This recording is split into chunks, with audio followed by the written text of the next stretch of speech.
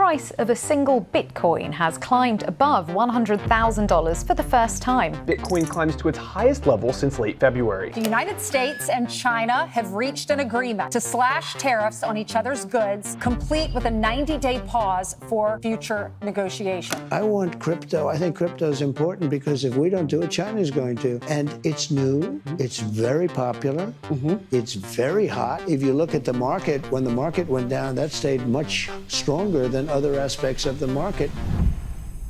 In November 2022, FTX collapsed. Bitcoin bottomed and rose by 50% over the next 3 months. In March 2023, U.S. banks began failing, triggering a banking crisis. Bitcoin bottomed and rallied by 52% in the following 3 months. In August 2023, Evergrande filed for bankruptcy. Bitcoin bottomed and moved up by 52% in the next 3 months. And again, in August 2024, the yen carry trade unwind sparked recession fears. Bitcoin bottomed and went up by 43% in 3 months. Bitcoin loves to bottom during market panic, right when everyone is convinced that the stage is set for Bitcoin to move lower. That is exactly the moment where it begins to move higher. In each of these cases, Bitcoin exceeded its previous highs by at least 20%. Now, in April 2025, Trump announced tariffs across pretty much every single country. But instead of triggering a bear market on Bitcoin, price bottomed just 1 week after Liberation Day and has already rallied by 40%.